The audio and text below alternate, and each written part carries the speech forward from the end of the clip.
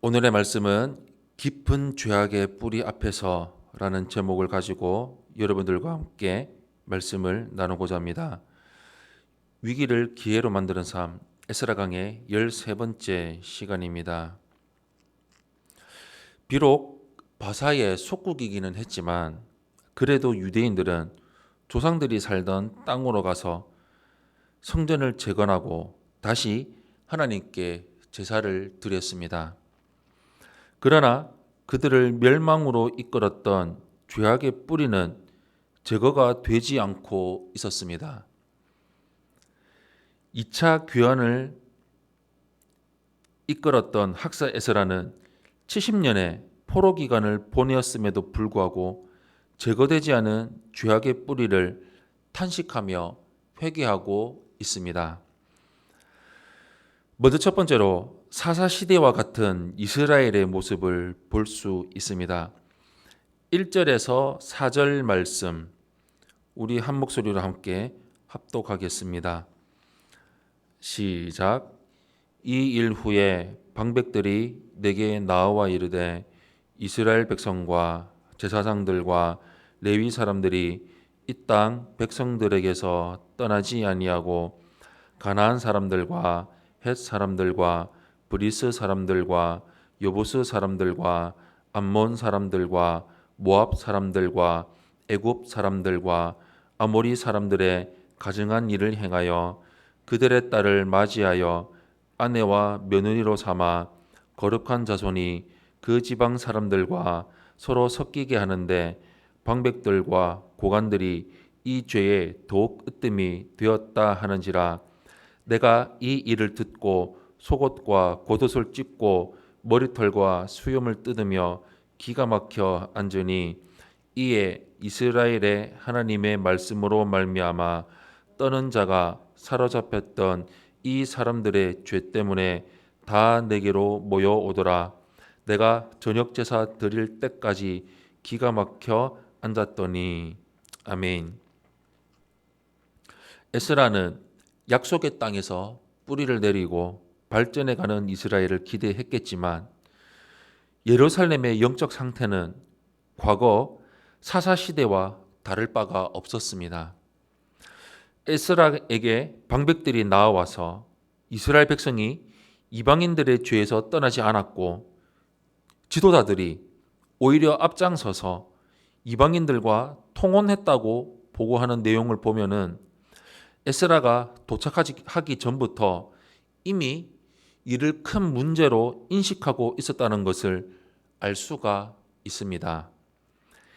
이방의 풍속을 따라 우상을 숭배했던 죄 때문에 바벨론에게 멸망을 당하고 70년간의 포로 생활을 지냈던 자들이 이런 행동을 저지른 사실은 에스라에게 충격이 아닐 수가 없었습니다.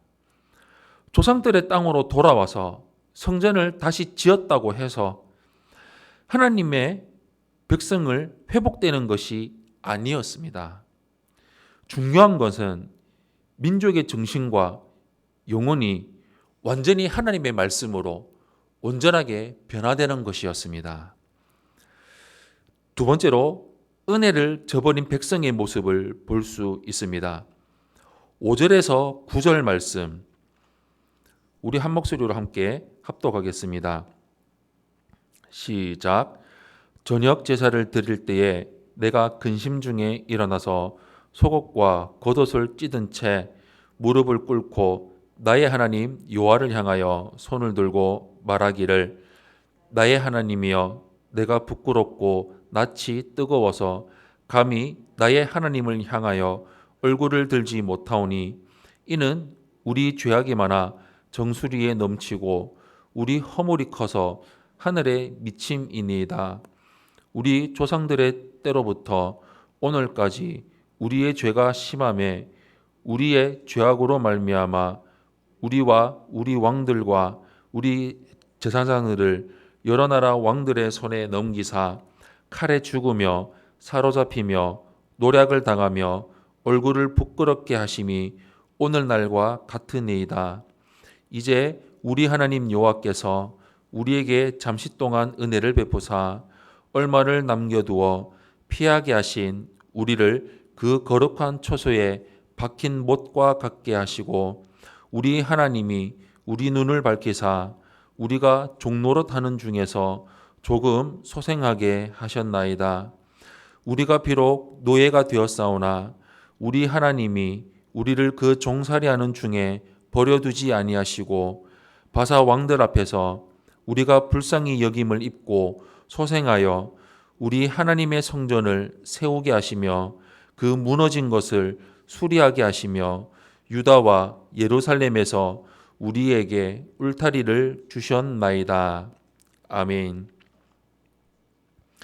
현재 이스라엘의 상태가 조상이 이 땅에서 쫓겨났을 때의 상태와 다르지 않음을 깨달은 에스라는 애통해하며 하나님 앞에 부끄러움을 표현하고 있습니다. 이스라엘이 그 땅에서 성전을 짓고 제사를 드릴 수 있는 것은 하나님이 잠시 은혜를 베푸셨기 때문입니다.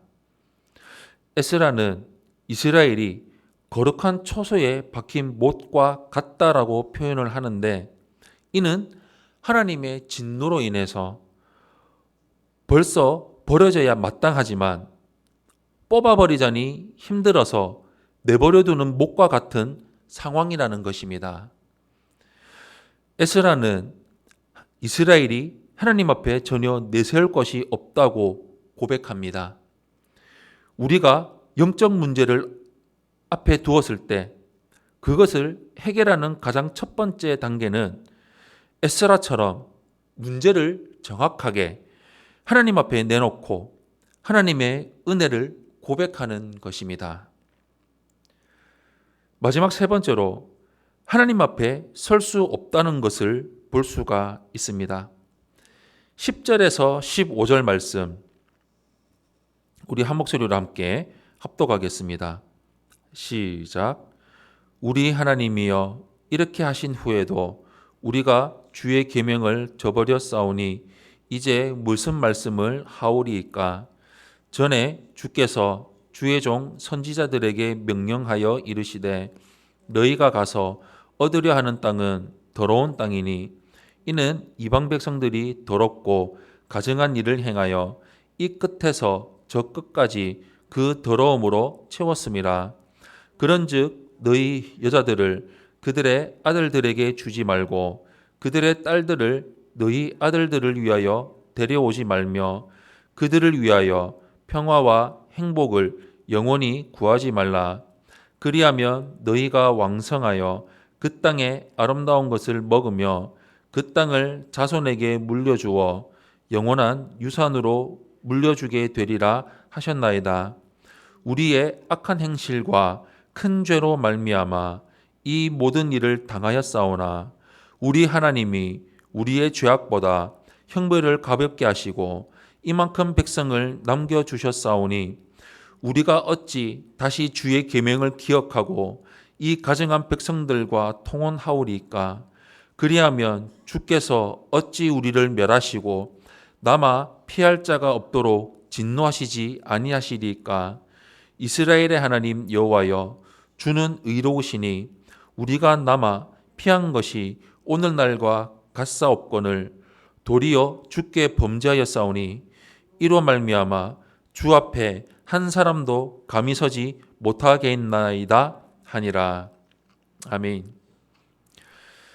에스라는 하나님의 율법을 되새기고 있습니다.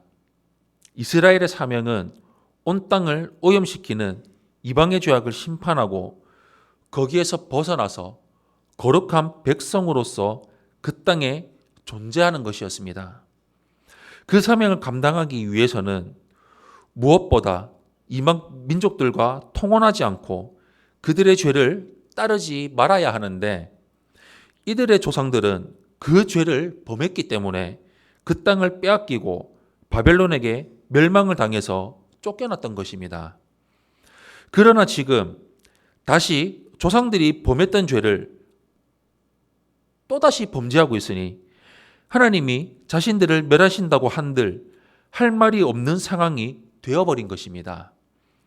이처럼 죄의 뿌리는 너무나 깊어서 우리가 깨어있지 않으면 반드시 우리의 심령과 생활을 휘감아 버립니다.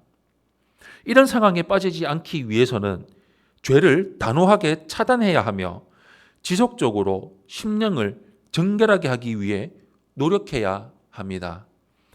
사랑하는 성도 여러분, 우리가 하나님의 은혜를 받고 복을 누리기 위해서는 무엇보다 내면을 올바르게 세워야만 합니다.